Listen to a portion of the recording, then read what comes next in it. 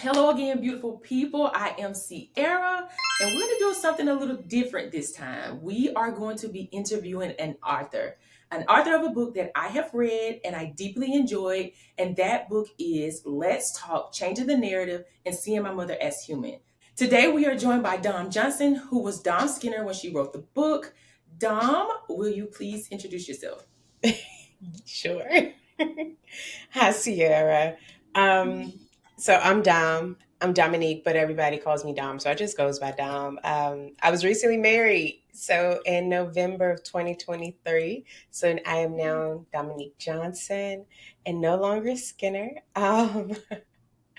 Yeah, I'm an author. I'm a storyteller.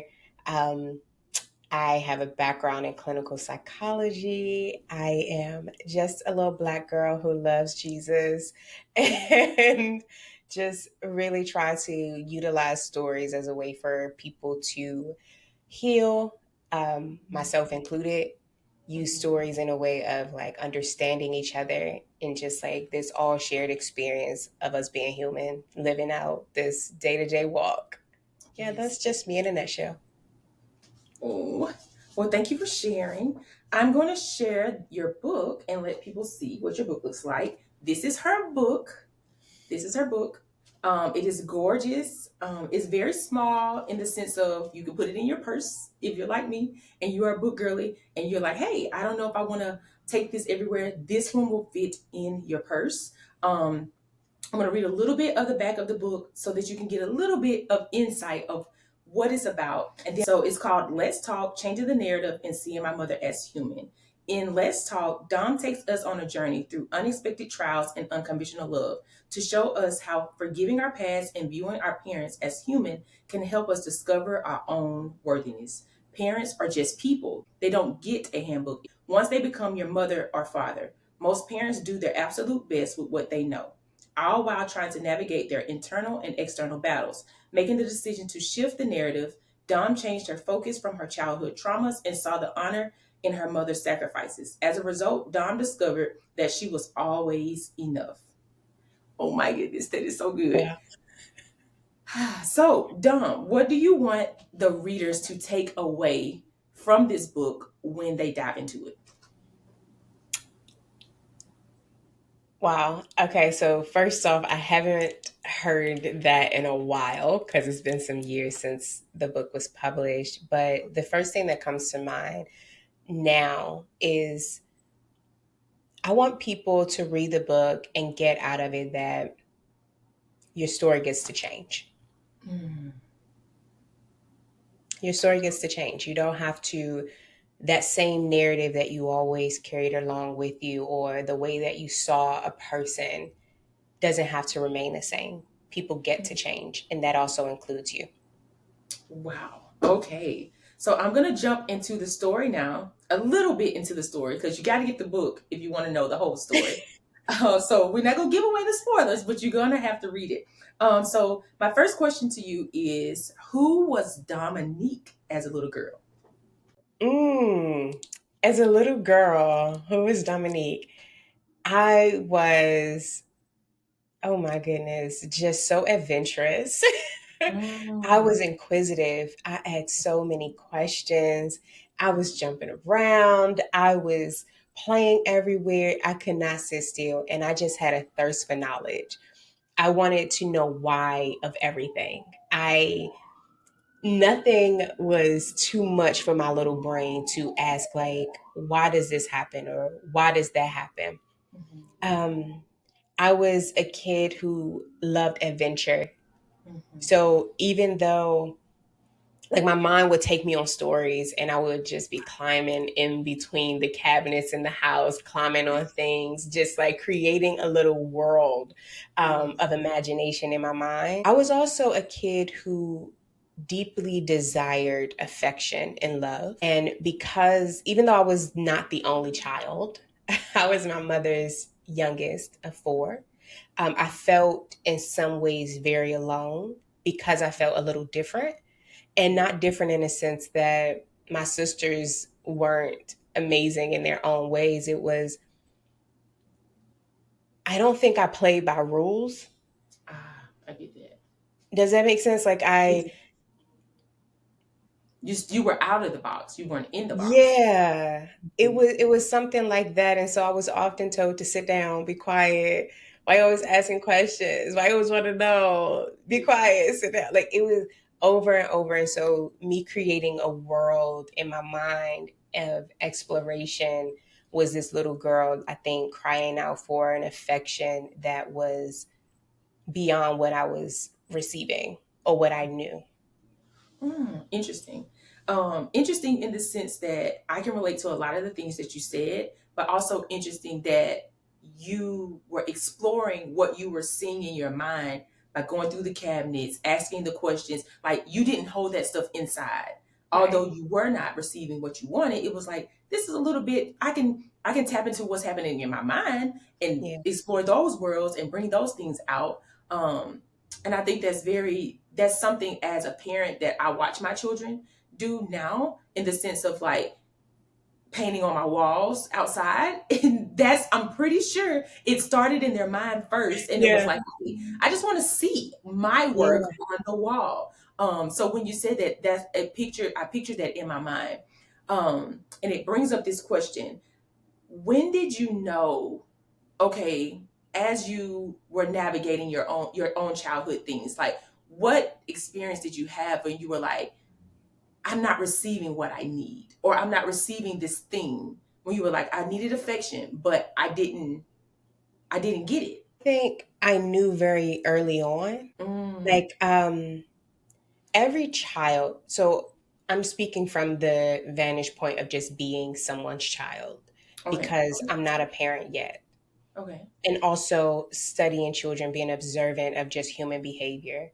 Children crave affection. Well, one is we're human beings and God created us to be in community and be affectionate to one another. And Hmm. so when a child is born, you probably know that you had a child, Hmm. they Hmm. cling to their mother. Yes. They cling to the milk source, right? But they also grew inside of you and they were one with you for 9, 10 months, Yes. right? Or shorter if they were premature. And so they have an instinct knowing of you and they Mm. want to be next to you. They Hmm. have this they want a hug, right? Like when they were children, they cried and sometimes they just wanted to be soothed. Hmm. But those things don't go away because you get older. Hmm. They still like even as an adult, right? I'm sure that there's parts of Yes. your day where you just like, I just need a hug. Yes. You don't know why. There isn't a reason why. It's not like I had a bad day. It's just like, I need a hug. I Okay. need someone to hear me. I need someone to acknowledge I exist. Hmm. Sometimes that's hard to say out loud because no one wants to be seen as needy. Hmm. Because oftentimes that's what we're taught, right? If you say these things out loud, you're being needy.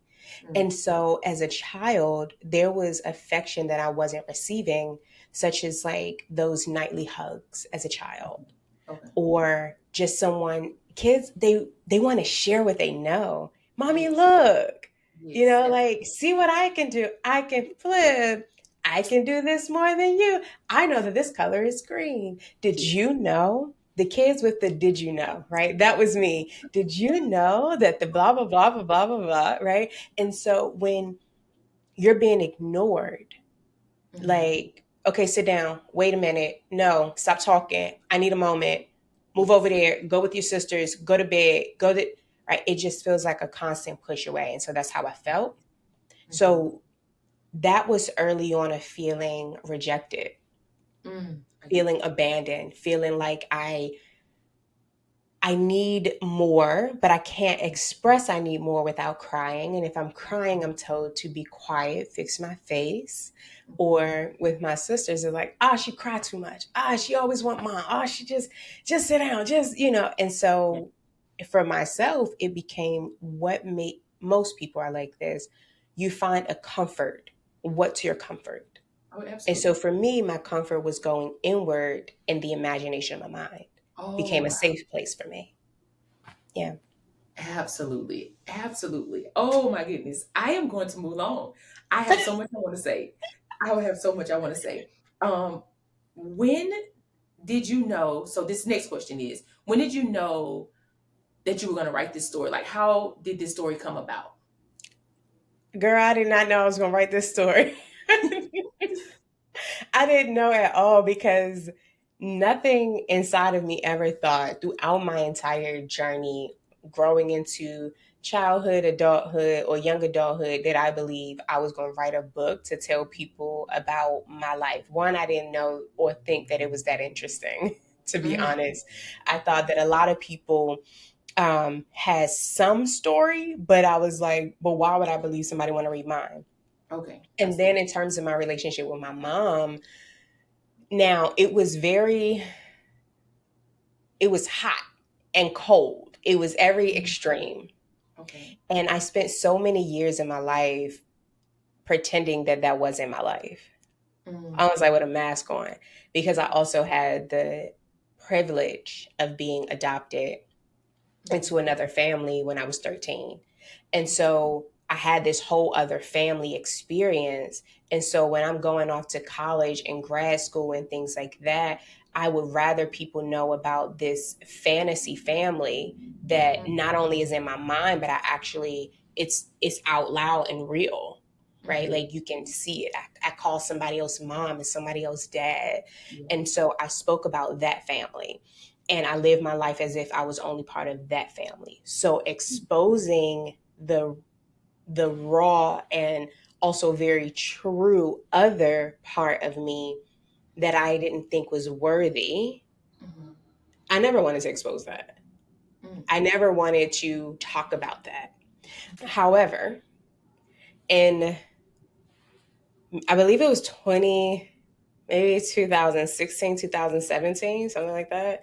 Um, I had a dream and I couldn't remember the details of the dream, but I woke up and it was like 3 or 4 o'clock in the morning. I remember just writing out this prayer to the Lord.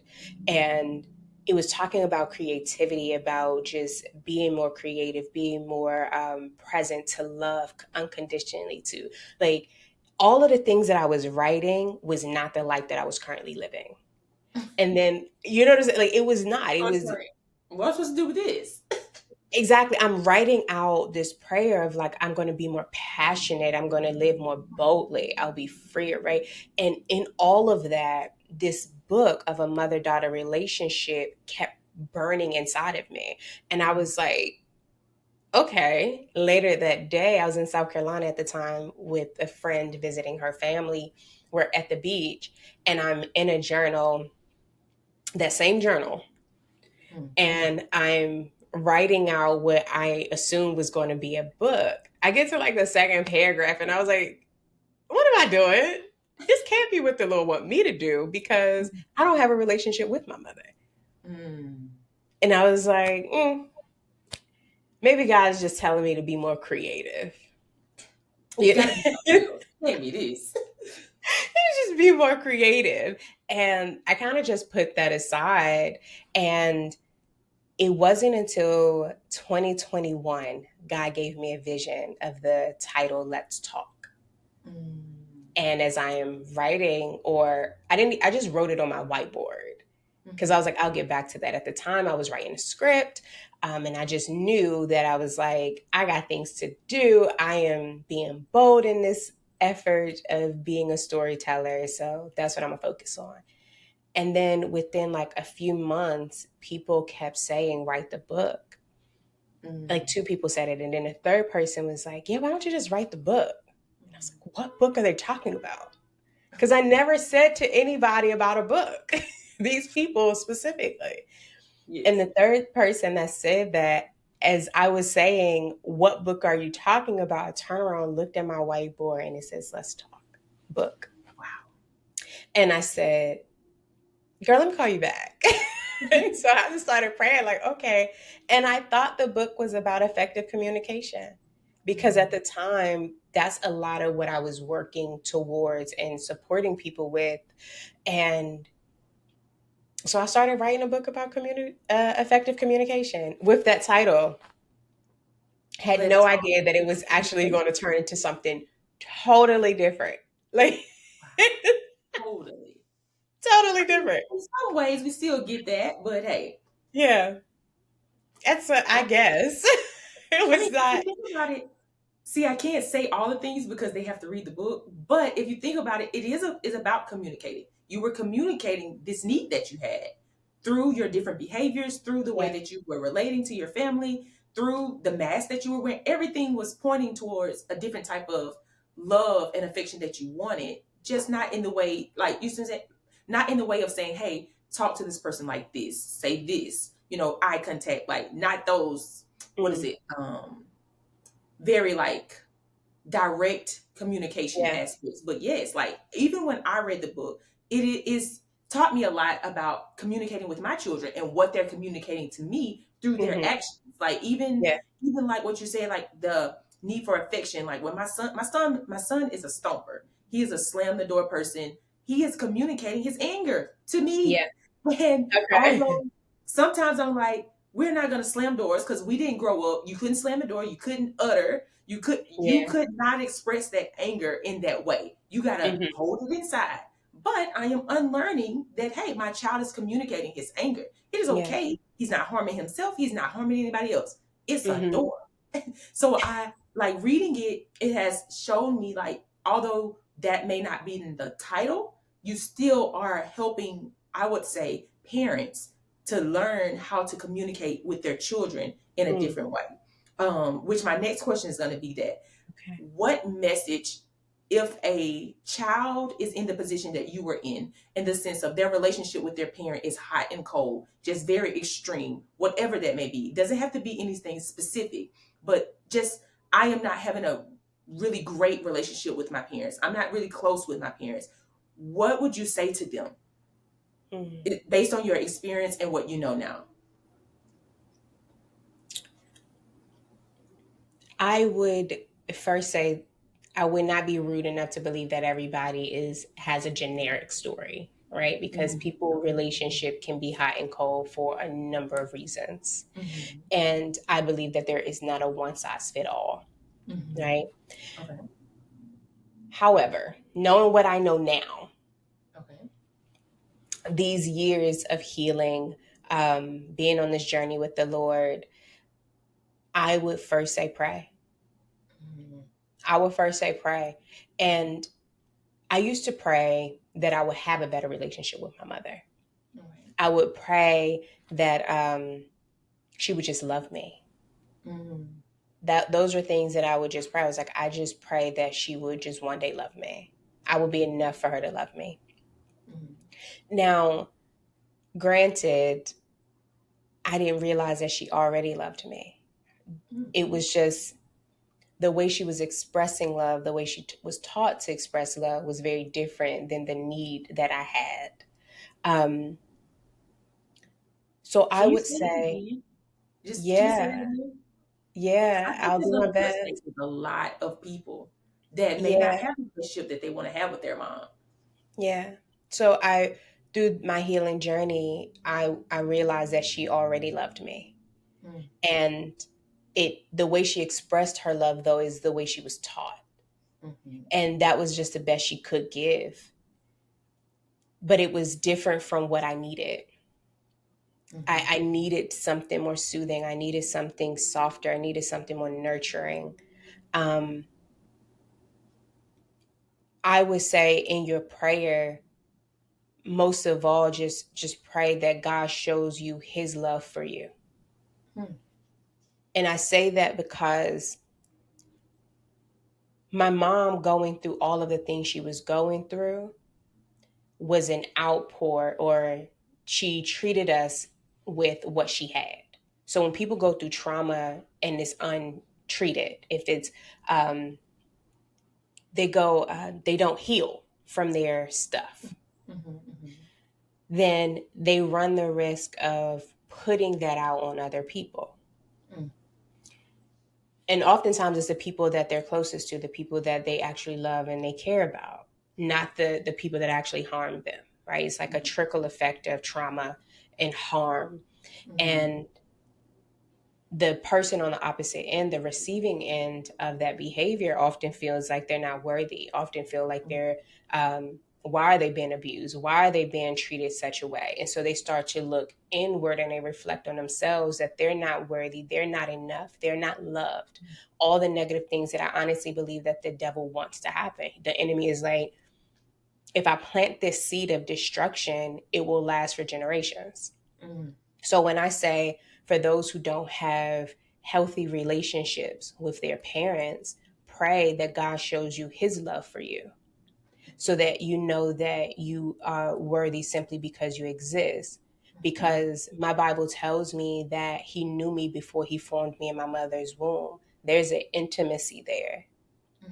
And there's also, like, all throughout the Bible, it talks about how much God loves us. Yes. And so I was always wondering, like, well, if I'm loved, why am I being treated like this? Mm-hmm.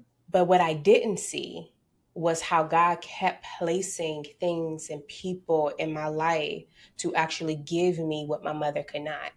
Mm-hmm. I had older sisters who did give me hugs, right? Though Yes. I only wanted it from my mom. Yeah. And I kept seeing the lack and the deficit of her, the absence of my father in Jamaica, or the absence of a godfather who said that he was going to be present for me, Mm-hmm. right? And wasn't. I only saw those things. I did not see the presence of additional people, mentors in my life, teachers who showed up and gave me something more that I always wanted my mom to teach me something new, help me explore something new. But I had teachers that took interest and did that, Mm-hmm. right? Like people who had no idea but had a knowing. Mm-hmm. No idea the intricacies in my household, but had a knowing to pour into me. Yeah. That's God. So while I was praying for God to have my mom love me, even though I didn't really have a relationship with God, I just knew to pray. I was Like, like, please help me. But I didn't feel like I was being heard. yeah. And so, what I would share with people who are going through hard times with their parental relationships is to really pray that God shows you his love for you, and then also pray for your parents for whatever that they're going through, not just so that they see you a certain way or they love you a certain way, but what I'm learning now is my mom has been tormented. My mom has been going through so many levels of trauma Mm. that she couldn't hug me the way I needed to be hugged because my mother needed a hug. Wow. If I may just go back, because I want to add something to Yes. what young or what people can do in terms of their parents, right? Okay. Yes, pray. And also is give yourself grace, give your parents grace. Okay. That's another thing. Give grace, and give space. Mm. So don't force a relationship. Don't force them to see something different. If you're dealing with your stuff, go to therapy. Pray and go to therapy. Work Okay. out your own stuff first so that you can still honor your parents. But even if you need to place boundaries in your life because that's healthy, do Mm. that. Yes. Because I want to just make sure that I put the spiritual and the practical, because sometimes you pray about a thing and then you're like, oh well, God revealed this to me, or I learned this thing, let me try to teach them by telling them everything that they've done wrong, and then it's just a whirlwind of continuous arguments. Don't do that. Save yourself the trauma and the drama. Go to therapy, work it out in therapy, heal, because the people who hurt you are not the people who are going to heal you. Mm. That's Yeah. not going to happen. Even if you get an apology, it's not going to heal you. Mm-hmm. Go do the healing work while also praying. Mm-hmm. Um, to the parents, I would say pray over your children. If you want a healthier relationship with your children, pray. Absolutely. And also give them back to God because they're not yours. They're on borrow to you, right? Each and every one of us are actually God's children, and God Yes. has entrusted you with these children, Mm-hmm. right? And so when they're not where you want them to be, of course, pray for them. Say, God, protect them. You pray over them lovingly, asking God to keep them, But then I also want to encourage parents to have some moments of reflection. My experience being someone's child, being a sister to people who have children, being a friend to people who have children, being around a lot of parents. Mm-hmm. I hear a lot, I observe a lot. And one of the things that is often shared is there is an expectation of your child, and then it's a you discipline them based on your expectation, right? Mm-hmm. And I don't often see a lot of partnership with the Lord on how to raise these children. It's very much like I'm doing it the way that I've seen it done in a way that I think is best, right? And so what you don't sometimes we don't realize is we run the risk of shutting children down. We run the risk of trying to take away their curiosity and their creativity for the sake of I'm trying to discipline them. They're too loud. I'm trying to like they shouldn't act this way. They shouldn't act that way, right? Mm-hmm. But showing them how to act is also very different because kids model what they see. Mm-hmm. What are you showing them? So be in a space of reflection.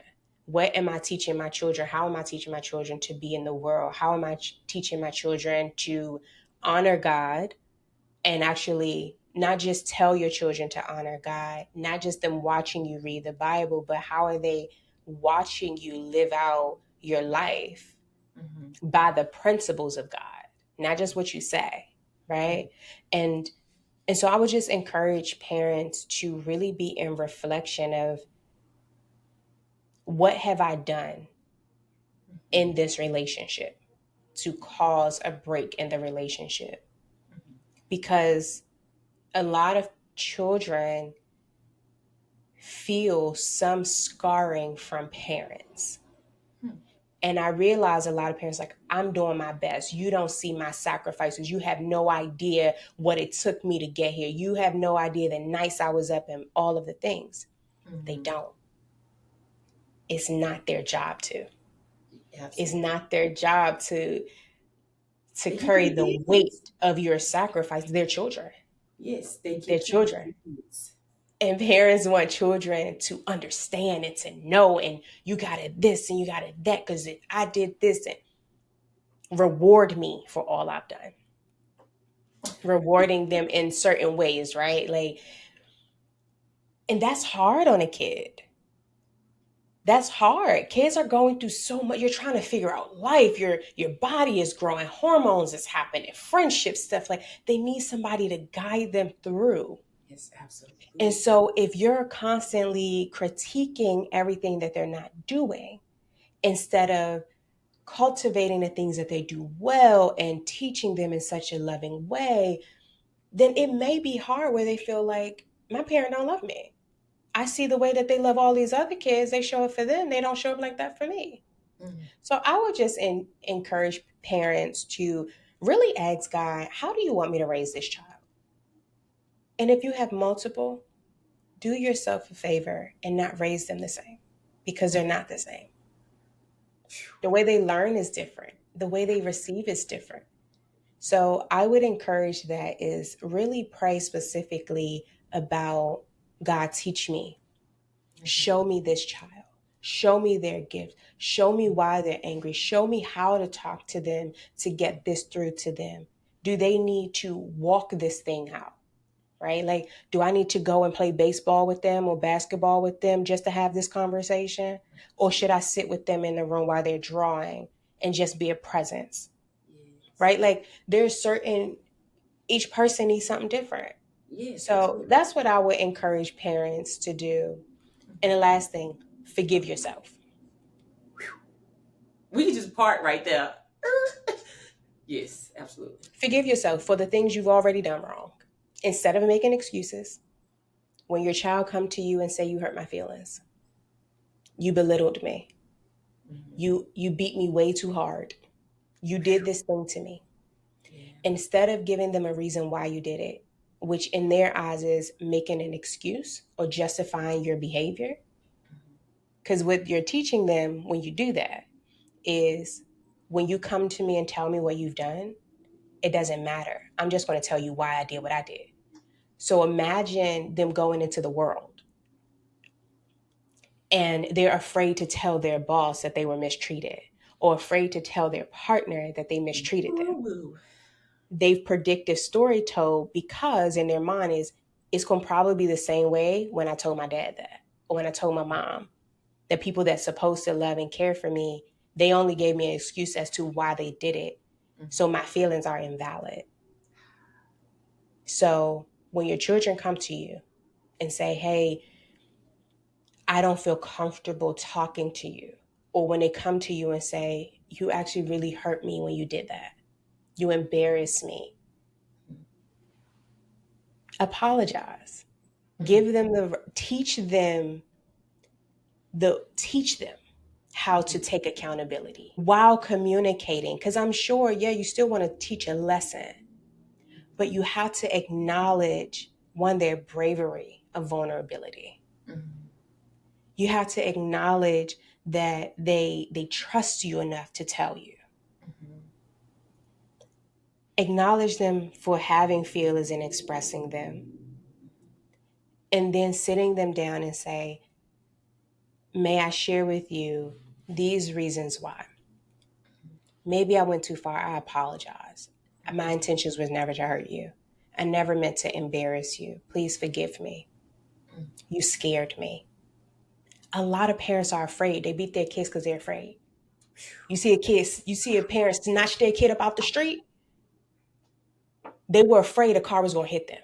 And then they yell at the kid, why didn't you? I told you don't go to. And now the kid's like, I did something wrong. Oh my God, right? Instead of saying, you scared me. Yes. I thought I was going to lose you. I'm sorry for hurting you like that, but I was so afraid. I will do better not to, but please listen to me when I tell you don't walk across the street without looking. That's a different lesson than, didn't I tell you to hold my hand? Didn't I? So now they're afraid. It's like, I can't do nothing with it. Right? So it's like, listen to your kids, and also go to therapy. Parents need to go to therapy. So what I hear you saying is that parents have a very, very, as parents, even myself, I'm really taking this in because I'm realizing like what we model something and the child is going to repeat that. Yes. And what we don't do, they're probably going to repeat that. Yes. We're being watched at all times, and that what we don't heal, we can pass down to our children in the sense of, Absolutely. if let's just say I suffer with anxiety and everything I'm doing is from like an anxious place, then not only is that putting that to my children where they're like, well, every time I go around mom, I'm always like, kind of frantic, trying to figure it Yeah. out.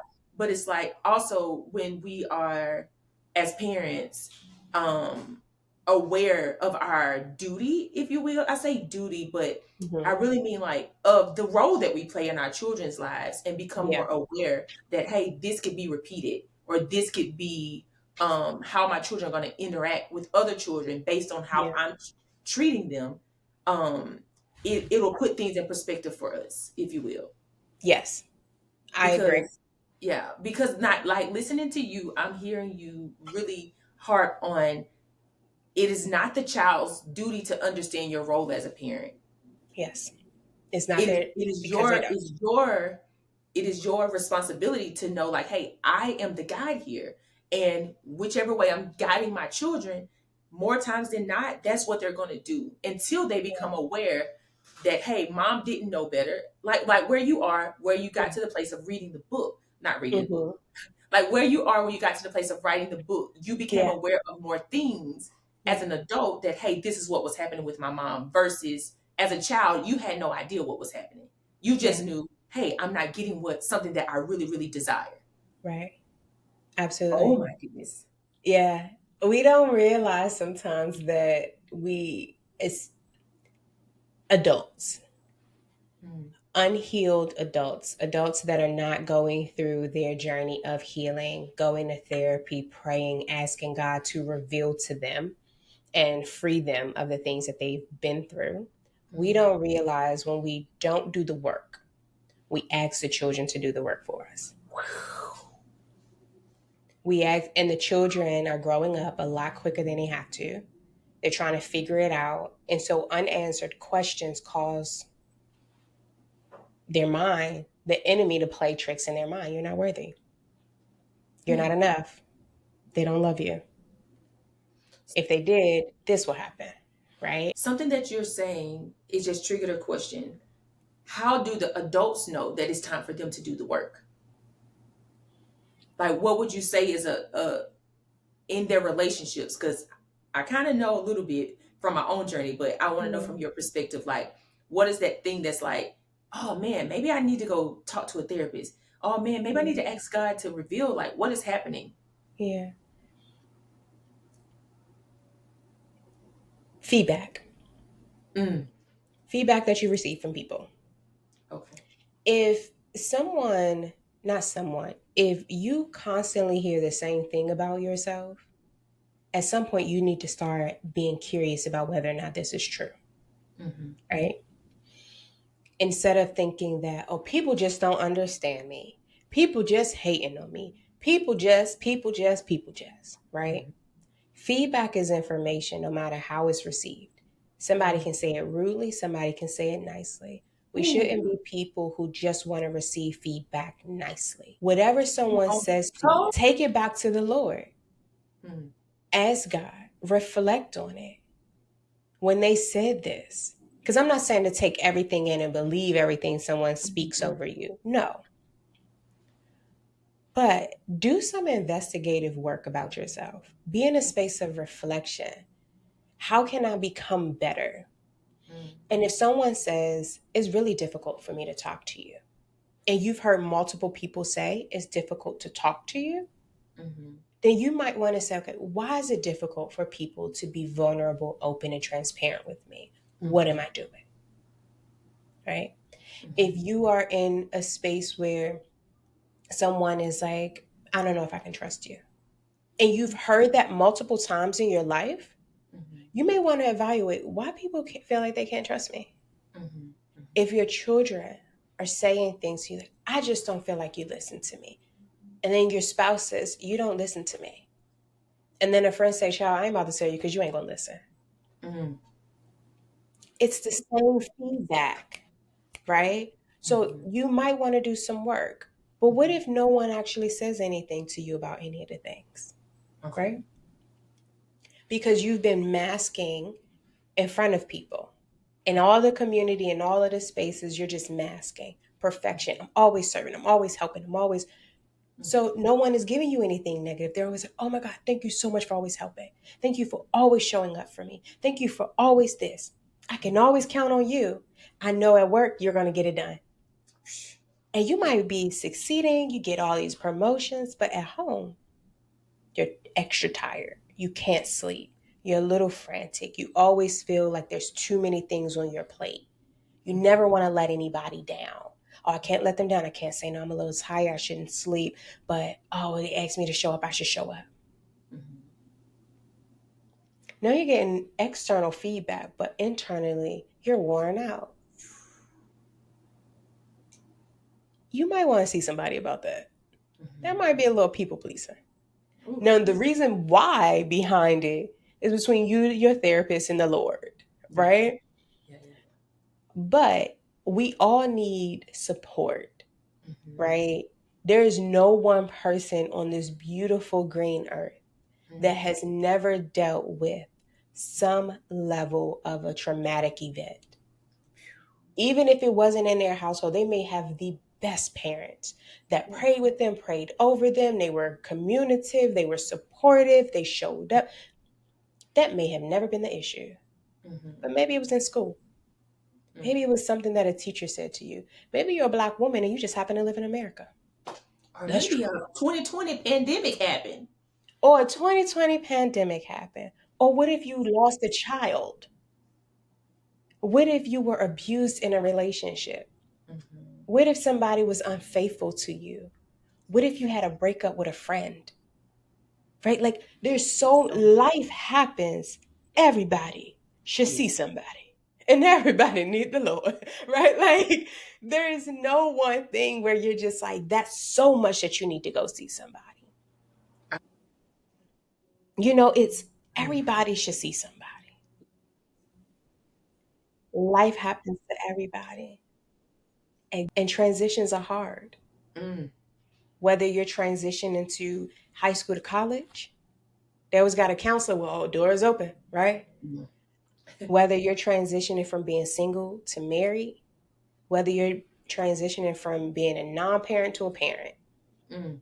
or a parent with kids to a parent that is empty nested, or a parent who lost a child, or a wife or spouse who lost a husband or a wife, right? Like there are always transitions. Mm. So when you get certain feedback, you might, or you reflect and you say something's off, go see somebody. Don't let it be the last straw. Mhm. Like that, it should, after prayer, it should be, let me go see somebody. Mhm. I get Yeah. that. Mm. So we're gonna get to the book. Back to the book question.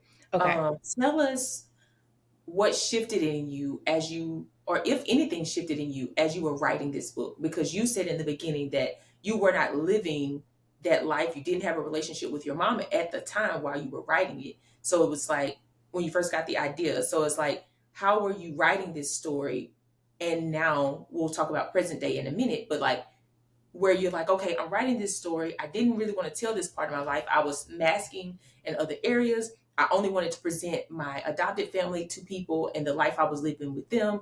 How did it something at some point did something shift in you?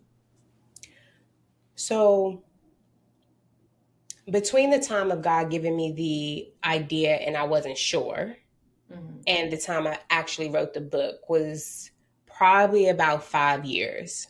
Okay. It was probably about five ish or longer, Mm-hmm. probably about 5 years, I think. And in between that time, my relationship with God actually developed. Like me encountering the Lord, crying out to God, saying, if you're real, you need to save me. That happened.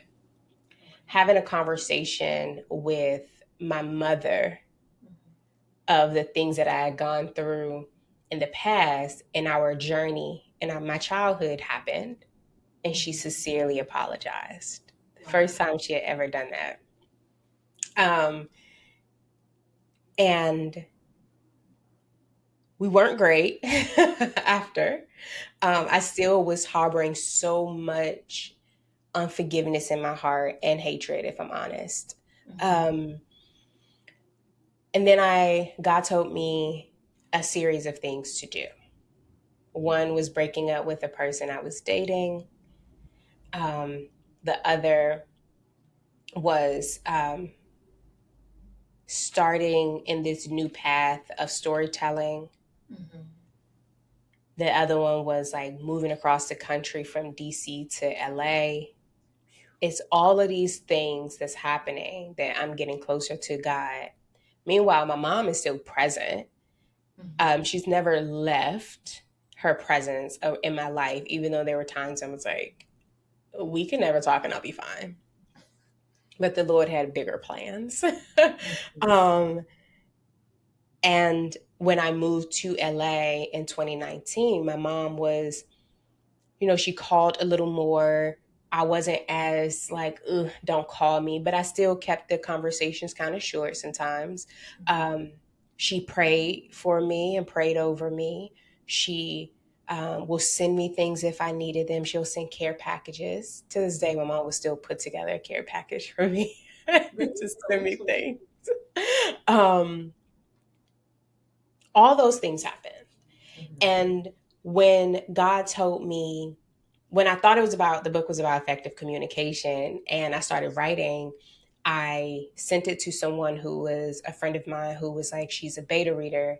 And she asked me, why do I want to read this book? I wrote 4 chapters of this effective communication steps situation. And then I put in an example about something with my mom. Mm-hmm.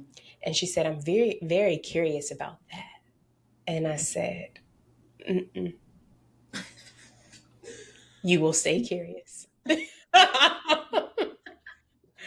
I Mm-hmm. didn't feel free to write certain details, right? But I knew that she and I were growing, like, because we did not have a relationship. Like, it was to the point where I was like, if she calls me, it interrupted my day. I didn't even have to answer, just her calling interrupted me. I didn't want to see her. I didn't want to talk to her. If she was at a family member's house and it was a gathering, I came probably late. She came. I was like, hey, what's up? And then I was like, okay, it's about that good time for me to get going. Right. Like that was our relationship, kind of like missing each other, trying to anyway, for on my behalf. Um, I was praying after this friend asked me why, or I want to know more about that. And I said, I'm good. And she said to me, this is good friends. She said, I thought you said you wanted to be more vulnerable. I said, I am. But she reminded me that I said I was going to be more vulnerable. I had recently learned from a mentor of mine that vulnerability is where my power lies. And I said, I'm just going to be more vulnerable and stop hiding behind these masks. And so when she said that to me, I said, I said, all right, girl, let me call you back. And I just stopped writing for like maybe 2 weeks. Then I went to Santa Barbara with another friend, and we were at the beach. And I'm sitting there and I'm journaling. And then I started journaling about my birth for some strange reason. Now I know it was the Holy Spirit leading me. And then it was this book about my mom and her journey. And I was like, where is this going? I was like, oh my God, this is the book. So I started writing. And as I'm writing and writing these stories that I've known of my mom, if she telling us, or I'm hearing these stories of her journey, it started to reveal to me more and more of her humanity. It started to reveal to me the things that she had gone through. Now, and it's not the first time I heard it. It was the first time that the Lord opened up my heart to receive what I had been hearing. As I'm writing it out, empathy started growing in me. Compassion for my mom started growing in me. Like I wept. Like I was like, my God, she'd been through a lot. And then as I started writing elements of when I am now present with her, and I can see like she was not okay. She was not okay. She was doing her best. Here I am, this precious little child needing something. And she's barely holding it together. That's what the Lord was revealing to me as I'm writing. And throughout me writing the story, there were times where I felt rage again. I felt misunderstood again. And then there were times where I was like, how could she? And I was like, God, why do you want me to write this? And then he would tell me to keep writing. And the more I wrote in this secret place with the Lord, the more I started to understand. And I felt like this was just a me and him thing. Until he started telling me to, tell people I'm writing this book, put it out for pre-order. And I was like, oh Lord, this is happening. I gotta tell the people the truth. Who cares? No one cares. Except God was like, it's bigger than what you think. And so I started to learn that forgiveness was not just words you say. Forgiveness is, I am choosing to let this go.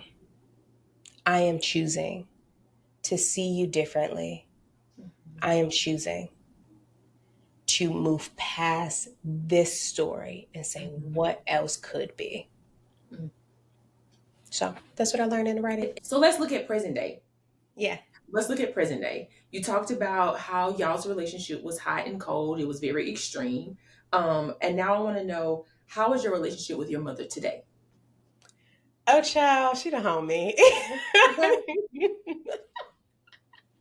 I love this lady. Now, this is not to say that all things are perfect, because they are not. We are still growing. We're both still learning.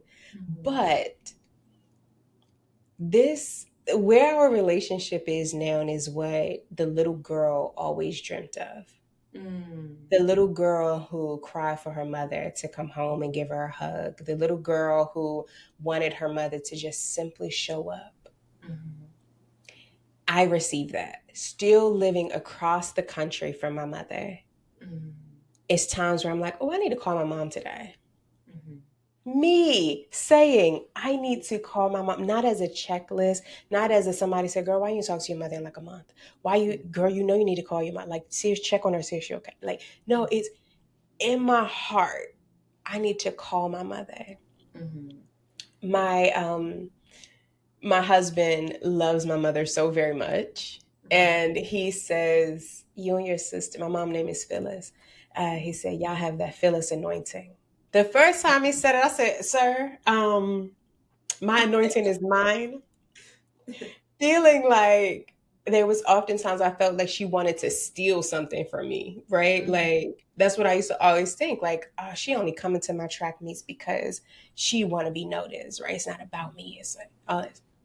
But she was coming because I'm her daughter. Where Yes. else would she be? She will stop the world to get to my track meet. Yeah. That was my mother, Mm-hmm. but I couldn't see that.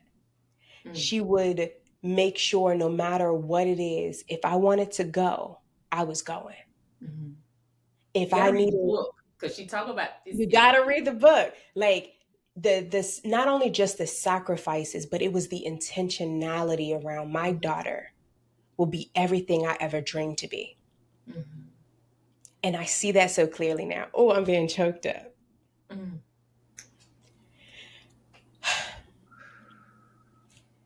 Knowing that my mom did not have certain opportunities, Mm-hmm.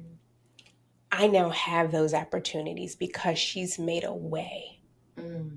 My mother didn't graduate high school. My mom had me her fourth child. She was 27 years old. Mm-hmm. In 2.5 months, I'll be 35. I don't have kids. I'm married. I live across the country. I have 2 degrees. I have all these things happening in my life.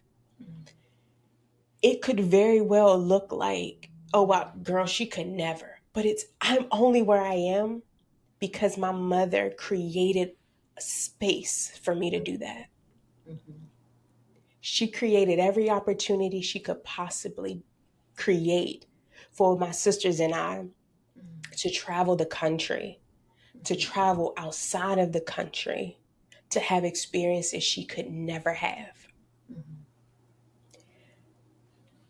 My mother, to me today, is a woman that I am so grateful I get to call mom. Mm-hmm. I'm so grateful that I had the experience with her. Were they great? No. Did they feel hopeless? So much it did. But the God that I serve said, I will turn what the enemy meant for evil. I Mm-hmm. know it will be good. Like, I get to talk about the Bible with my mom. Mm-hmm. We talk about forgiveness together. We learn together, right? Like, we it's so much that I can say about my mom today that I couldn't say while writing the book Mm-hmm. because I didn't even have that perspective then. Mm-hmm. Somebody said, I feel like the book isn't finished. I want so much more. And I was like, I think God wanted me to live it out. Because while writing the book, I had to realize this is now forgiveness. Mm-hmm. It's been 3 years since that book came out. Almost 4. I think. I know it was 3. I don't know. Um, and in that short period of time, I've been walking this forgiveness thing out with my mom. Mm-hmm.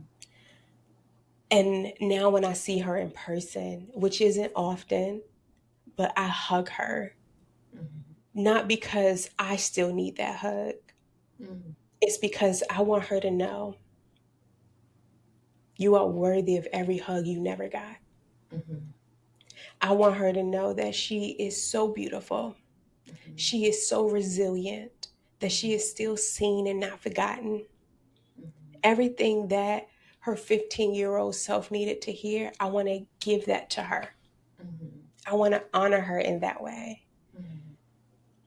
Even to the point I was trying to figure out how to have her as part of my wedding. She was my flower girl. Oh, that is cute. And it was such a resemblance of her making way for me. Mm-hmm. You know, the Wow. flower girl always put the flowers down before the bride comes down. And that And you was her got that having her moment. intentionality from your mama. And that's why my husband says you have the Phyllis anointing. Because my Wow. mom is intentional with details like that. She's always been intentional with like details around color, details around like our outfits and things like that. Mm-hmm. And I now get that from my mom. All of those things that I couldn't see then, just through forgiveness and God helping to heal my broken heart, Mm-hmm. it helped to do something different in my family. Mm. So, yeah. Wow. Okay, so what would you tell little Dominique now about her worthiness? Oh Now that you man. figured this thing out, that you're living it out, when she didn't feel like she was seen and she needed certain things, what would the adult tell little Dominique? Mm, you're great just the way you are. Hmm. Every bit of silliness of you is great just the way it is. Hmm. Your thick eyebrows are beautiful. Don't stop smiling. Hmm. Continue to be courageous. It'll pay off in the end. And don't try to fit into the box. You're not like them, and that's okay. Hmm. And things will get better. Hmm. And God hears your prayers. Wow. Yeah. Well, So, that is Dom Johnson. Um, she has a podcast. And do you want to tell them what you are up to these days so that they can join you? yeah, sure. As Sierra said, I have a podcast. It's called Free.dom. So, like Freedom Podcast. You can find that on YouTube. I'm also Beautifully Dom on all the social platforms. I the podcast is literally about me walking out this freedom journey, healing, and inviting people to go on this journey with me. I'm also running a marathon. I am training for the LA Marathon that's in March of 2025. And I am also doing a fundraiser for that marathon for neurological diseases. So I'm inviting people to not only just train with me, run with me, I'm just keeping people updated on my Instagram, but also y'all help me fundraise. That's pretty much what I'm up to, and learning to be a wife to my husband. Oh, the cuties. Um, this is her book again. You can get the book on Amazon. Is there somewhere else that you can get the book, or is it just No, Amazon? it's just on Amazon right now. Yeah. Okay, so you can grab her book on Amazon. It is a great read. It is a great read. I think I did a video about it. It's a great read for parents, and it's a great read for children if you do not have a great relationship, or if you are in great relationship with your children and with your parents. I think you still could get something because everybody doesn't. So the people Yeah. that you're in community with, you may get some insight by reading this book that you didn't know. Oh, this is why my friend is this way, or this is why her parents are this way. Like, it will give you some insights so that you can have more compassion and love towards your friend, and even help your friend out if she needs that help, or he. So that is it for this. I appreciate you for coming on, Dom. This was so much fun. I've learned so many things about you. And it even makes me want to read the story again. Like, now that I know a little bit more, I'm like, I need to read it again. And I will be sending this book to a couple of my friends, Oh, beautiful. particularly because I think they will get some insight into my life. and how I've been having the relationship with my mom, but also to parents. I think Yeah. it gives parents this perspective, this very unique perspective, that your job as a parent is very, very, I guess, like particular. Like it Hmm. is very fragile. Like Yeah. we are being watched, but not only are we being watched, but we are guiding little people. Yes. Something that you said during the interview that really made me think about this is like, oh my goodness, like I say this about my children. I'm still unlearning a lot of things in my parenting journey. However, I realize, like you said, my daughter is different than my son. My daughter needs me to talk to her. My daughter needs me to sit with her. My daughter needs me to walk with her. My son, he just wants to run, like Yeah. physically run and get that energy out of himself. And I'm like, that's different. But like you said, every child is different. And with them being different, I need to do different things with them. Yeah. They're also different with me and their father. Like their Hmm. dad, he does different things with them. He needs to hug my son when he's frustrated and when he's angry. For my Yeah. daughter, she just wants to sit in his lap and talk. And I'm like, Yeah. this is very interesting, Yeah. but it wasn't this way in my household. And so learning these things and unlearning some things at the same time, reading your book really gave me a perspective that's keep going, Sierra. Keep Hmm. unlearning, keep relearning, keep going to therapy, keep seeking God. And Yeah. just this morning, I prayed and I was like, God, these are your children. Help me Yes. with them because they poked my candle out yesterday. They painted on our wall yesterday. And it was something else that they did that was it was three things that they did yesterday. And I just had to pause and tell myself, we are not punishing them. They're just consequences to their actions. What are the Yeah. consequences to what they did? Because what I Yeah. really wanted to do was what I saw in my household. And Yeah. I'm like, you need to get yourself together. Get yourself together, Sierra. So they just got to play and do some schoolwork while I cool down and cook some dinner. But it took everything in me and God to say, Sierra, this is not as they're Yeah. kids. They're exploring. Yeah. Kids will be kids. And then I'm also reminded by something you said. As parents were guiding them, my children are 8 and 4. They've only been Yeah. here 4 years and 8 years. Yeah. Why do I think they are going to act like a 30? I'm 34 year old. They don't know half of what I know. Even though Exactly. sometimes it feels like they do, they don't. They Even don't. though they think they know it all, they don't. They don't. They don't. Um, but I've taken a lot from you today. And my hope is that anybody who watches this video, if you're a parent or you're the child, that you will get what you need from it. There's a lot of messages that she's saying as she's shared what she shared today. But I know that this message is going to touch you and you're going to get what you need from this, Yeah. whether it's just reading the book or just picking up gems from what she's already stated. I thank y'all for watching and we will see y'all in the next one. Bye. Bye.